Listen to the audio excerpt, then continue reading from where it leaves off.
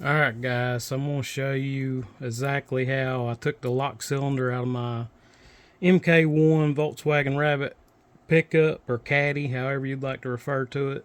This should work with any of your first gen VW Rabbits. It's a pretty simple process.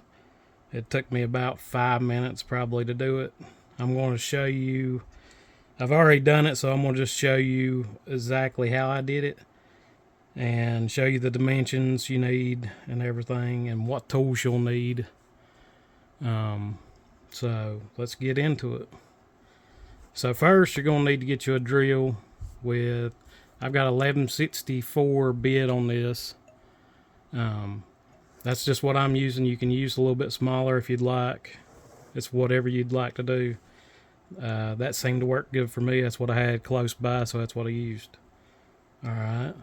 So the way that I found how to drill it was I originally took this and lined it up with where it should go and kind of looked at this because this is the piece that you have to push in to actually release your tumbler or your lock cylinder, whichever one you want to call it. So I had originally lined that up and found out where I needed to kind of drill in the basic area. So it's a pretty simple process, like I say, but I can give you the actual dimensions and show you so you don't have to kind of guess like I did. So let's just get into it. So basically, you need to be an inch in from the lip of this black piece. So you want to line up your inch with the edge of this black piece where the chrome actual tumbler is, and you want to go in about an inch exactly this way, and then you'll come over from this way. I use this as a reference point. You want to go over half an inch. It's kind of hard to see, but you can do it. It's exactly half an inch is where I went and drilled. So it's a half inch from this piece right here, and then it'll be an inch from this way, and that's where you're going to want to mark your dot for your where you need to drill. But like I say, it's a pretty simple process. I drilled it out. You know, I'm not going to show you drilling it. You can see there's a hole there. I'll actually zoom in so you can get a little bit better look at it. But it's pretty simple. You need to find you a pick. This is the other tool you're going to need. Something small just to press in on this little piece right here. This little tab. So what you're going to do is press that in and try to get a hold of it the best you can. It's kind of hard. You might have to use a flathead. And then you're going to just press it out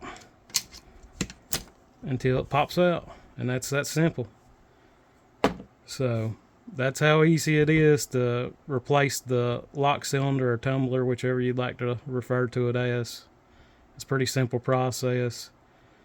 This, my old one, I bought the truck. They had lost the key, and there was an extra lock cylinder in the truck that they had planned on replacing it with. So I disassembled everything and decided to do the job myself because they didn't want to.